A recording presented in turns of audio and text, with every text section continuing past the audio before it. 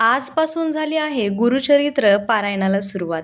गुरुचरित्र पारायण वाचण्याची संधी मिळाली तर प्रत्येक भाविक किंवा प्रत्येक साधक आवर्जून या संधीचा लाभ घेतात.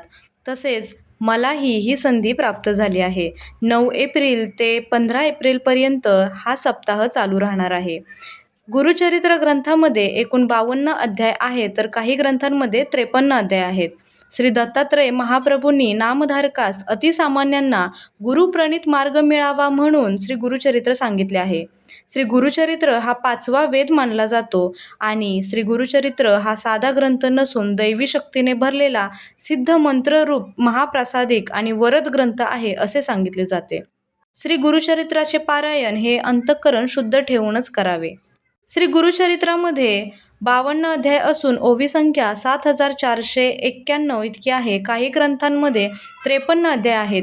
त्याची विभागणी ज्ञानकांड, कर्मकांड, भक्तिकांड यांचा समन्वय यात साधला असून या तीनही उपासनांसाठी गुरुचे मार्गदर्शनच कसे आवश्यक आहे याचे अतिशय सुंदर आणि मर्मग्राही विवेचन ग्रंथकर्त्याने आपल्या ओघवत्या भाषेत केले आहे.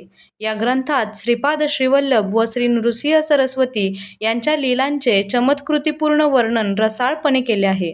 इतकेच नव्हे तर श्री गुरूंच्या चरित्राच्या निमित्ताने त्यांच्या असंख्य लीलांचे कथात्मक निरूपण अतिशय सुबोध व प्रासादिक भाषेत केले आहे.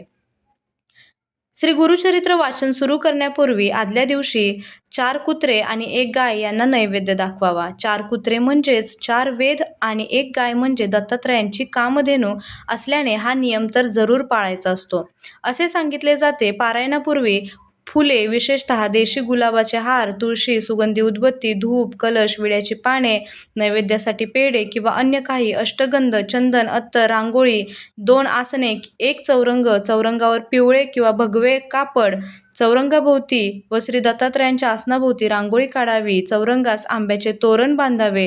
प्रमुख दरवाजात तोरण बांधावे. चौरंगाजवळ डाव्या बाजूस समई लावावी. वाचन चालू असेपर्यंत समई लागलेली असावी व अगरबत्ती पेटती ठेवावी. पारायणास बसण्यापूर्वी गावातील दत्त मंदिरात अथवा जवळच्या श्री स्वामी समर्थ महाराजांच्या केंद्रात जाऊन विडा, सुपारी व नारळ ठेवून पारायणास उपस्थित राहण्यासाठी त्यांना प्रार्थना करावी. घरातील वडीलधाऱ्या मंडळींना नमस्कार करून पारायणासाठी आसन ग्रहण करावे. प्रथम अथर्व शीर्ष वाचावे. 1 माळ गायत्री मंत्र, 1 माळ श्री स्वामी समर्थांचा मंत्र म्हणावा किंवा दत्ता महाराजांचा मंत्र म्हणावा असं सांगितलेले नियम आहेत. श्री गुरुचरित्र सप्ताह सुरू करताना प्रारंभ शक्यतो शनिवारी व सांगता शक्यतो शुक्रवारी करावी, कारण शुक्रवार हा श्री नृसिंह सरस्वती महाराजांचा निजानंद गमनाचा दिवस आहे. श्री गुरुचरित्र हे वाचन पूर्व किंवा उत्तर दिशेला तोंड करून करावे. वाचनापूर्वी रोज श्री दत्त महाराजांच्या फोटोची व पोथीची पूजा करून 1 माळ गायत्री मंत्र, 1 माळ श्री स्वामी समर्थ महाराजांचा मंत्र जपावा व श्री गणपती अथर्व शीर्ष वाचून पोथी वाचण्यास सुरुवात करावी. श्री गुरुचरित्राचे वाचन पहाटे 3 ते सायंकाळी 4 या दरम्यान करावे. दुपारी 12 ते 12:30 ही वेळ दत्त महाराजांच्या भिक्षेची असल्यामुळे त्यावेळेस पारायण वाचन बंद ठेवावे. श्री गुरुचरित्र वाचनाच्या कालावधीमध्ये दुसऱ्याच्या घरचे अन्न खाऊ नये. आपली आई, पत्नी, बहीण यांच्या हातचे अन्न खाण्यास हरकत नाही. उपवास करू नये. दोन्ही वेळेस सकाळ संध्याकाळ 1 धान्य फराळ करावा. काही प्रॉब्लेम असेल किंवा काही समस्या असेल तर स्वखर्चाने बाहेर खाण्यास हरकत नाही. श्री गुरुचरित्र वाचनाच्या कालावधीमध्ये पुरुषांनी दाढी वाढवू नये. तसेच या काळात चामड्याऐवजी नायलॉन किंवा रबरी चप्पलाचे जोड वापरावे. श्री गुरुचरित्र वाचनाच्या कालावधीमध्ये ब्रह्मचार्याचे कटाक्षाने पालन करावे. श्री गुरुचरित्र वाचनाच्या कालावधीमध्ये सूतक असणाऱ्यांच्या घरी किंवा अंत्यविधीत जाऊ नये. स्वतःच्या कुटुंबात जर सूतक असेल तर अशा वेळी श्री गुरुचरित्र पारायण दुसऱ्यांकडून पूर्ण करावे. अर्धवट सोडू नये. वेळोवेळी गोमूत्र मात्र शिंपडावे. सप्ताहाच्या कालावधीमध्ये रोज सकाळी व संध्याकाळी श्री गुरुचरित्राच्या पोथीस नैवेद्य दाखवून आरती करावी. रोज रात्री झोपण्यापूर्वी श्री विष्णू सहस्रनामाचे वाचन करावे. आता अध्याय कसे वाचायचे तर बघा, पहिला दिवस अध्याय 1 ते 9, दुसरा दिवस अध्याय 10 ते 21, तिसरा दिवस अध्याय 22 ते 29, चौथा दिवस अध्याय 30 ते 35, 5वा दिवस अध्याय 36 ते 38, 6वा दिवस अध्याय 39 ते 43 आणि 7वा दिवस अध्याय 44 ते 53. श्री गुरुचरित्र सप्ताह हा 7 दिवसांचे 1 पारायण या पद्धतीनेच करायचा असतो. परंतु 21 दिवसात 3 पारायणं, 49 दिवसात 7 पारायणं करायच्या देखील पद्धती आहेत. 7 दिवसांच्या सप्ताहाची 8व्या दिवशी सांगता करावी.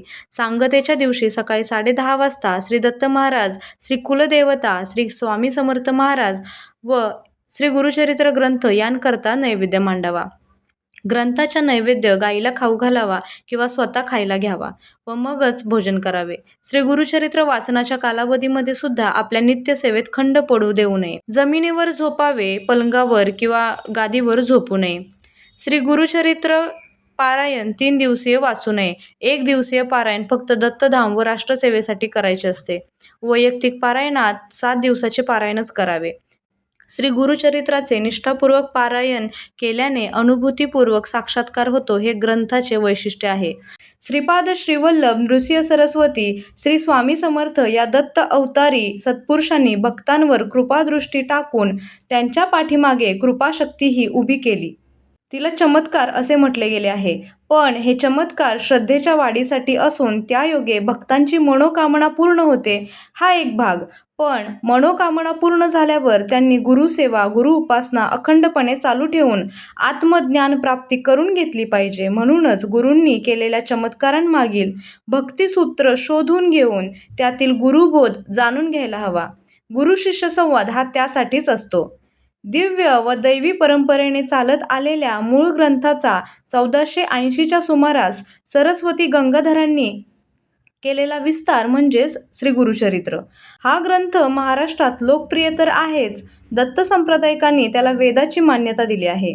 वारकऱ्यांना ज्ञानेश्वरी व दासबोध प्रिय तर नाथपंथीयांना जसं नवनाथ भक्तिसार प्रिय, तसंच दत्तभक्तांना हे गुरुचरित्र अतिशय प्रिय आहे. सर्वसामान्य मनुष्याने ईश्वराप्रत पोहोचण्यासाठी कशा प्रकारचे आचरण ठेवायला हवे याचे मौलिक मार्गदर्शन श्री गुरुचरित्र या ग्रंथाच्या माध्यमातून केले असल्यामुळे या प्रासादिक ग्रंथाचे स्थान दत्तभक्तांच्या हृदयात 5वा वेद असेच आहे. परमपूज्य टेंबेस्वामी नेहमी सांगतात की दुसरी काही उपासना तुम्हाला शक्य झाली नाही तरी चालेल, परंतु गुरुचरित्रातील किमान 5 ओव्या नित्य वाचनात असू द्या. दत्तावतार नृसिंह सरस्वती यांच्या प्रेरणेनेच श्री गुरुचरित्र लिहिले गेले. परिणामी या ग्रंथाला ईश्वरी अधिष्ठान असल्याने तो वरद ग्रंथ असून त्याला श्री गुरूंनी भक्त कामकल्पद्रुम असा वर देऊन ठेवले आहे. या ग्रंथातील तत्वज्ञान हे स्वात्मानुभव, आत्मज्ञान व आत्मसाक्षात्कार होण्यास पोषक आहेत. शेवटी आपलीच बरी वाईट कृत्य आपल्याला तारतात किंवा मारतात, हेच तत्व या ग्रंथात पुन्हा पुन्हा पटवून दिले आहे आणि म्हणूनच सत्कर्म करावे असे आवर्जून सांगितले आहे. याचे कारण असे की हे सत्कर्मच तुम्हाला भवसागर तरून जाण्यास सहाय्य करते. आत्तापर्यंत तुम्ही ऐकलेली सर्व माहिती ही श्री गुरुचरित्राचे पारायण करण्याबद्दलची होती. पण खरं सांगू का, जेव्हा पहाटे 3 वाजता उठून ही पारायणाची पूजा सुरुवात करायची होती, मला खरंच खूप पवित्र वाटत होतं. मन इतकं शांत होतं, इतकं प्रसन्न होतं की साक्षात दत्त महाराज आणि स्वामी समर्थ महाराज हे बसून मी पूजा कशी मांडते अक्षरशः ते पाहतायत असं मला वाटत होतं.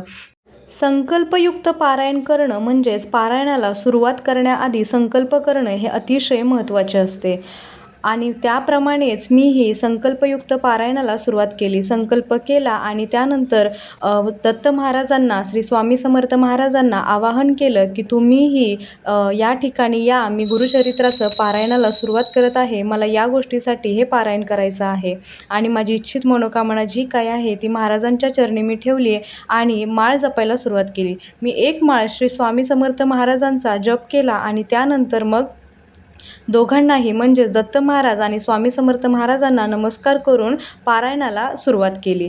गुरुचरित्र ग्रंथ वाचताना इतकं छान वाटत होतं की तो अनुभव शब्दामध्ये सांगणं हे शक्य होणार नाही, कारण हा अतिशय पवित्र ग्रंथ आहे. मी आधीच सांगितल्याप्रमाणे श्री गुरुचरित्र या ग्रंथाला दत्त सांप्रदायिक साधकांनी 5वा वेद याची मान्यता दिलेली आहे. त्याप्रमाणेच हा ग्रंथ आहे. अनन्यसाधारण असं महत्त्व असणारा गुरुचरित्र ग्रंथ जेव्हा आपल्या हातात येतो तेही आपल्या नशिबात असतं म्हणूनच येतो. कोणीही हा ग्रंथाचं पारायण करू शकत नाही. कोणीही या ग्रंथाचं पारायण करू शकत नाही. ज्यांच्यावर श्रीपाद श्रीवल्लभ श्री दत्त महाराज आणि स्वामी समर्थ महाराजांची कृपादृष्टी असते त्यांच्या हातून किंवा त्यांच्या मुखातूनच हे पारायण पूर्ण होते असं मला वाटतं. जेव्हा पण आपण पारायण करतो त्यावेळी लक्ष देऊन एक गोष्ट मात्र करा, ज्या पण आपण ओव्या वाचतो किंवा जी काही ओळ वाचू ती मनोभावे वाचा, त्या प्रत्येक शब्दाचा अर्थ जाणून घ्या. तुम्हाला आत्मिक समाधान नक्कीच मिळेल असं मला वाटतं. तर अशा प्रकारे हे संपूर्ण पारायण म्हणजे आजचा पहिला दिवस अध्याय 1 ते अध्याय 9 याचं वाचन केलं आणि त्यानंतर मी नैवेद्य दाखवला आणि मग आजच्या दिवसाची सेवा माझी रुजू केली. तर अशा प्रकारे मी छोटासा व्हिडिओ बनवला होता. तुम्हाला कसा वाटला हे मला कमेंट्सच्या माध्यमातून नक्की सांगा.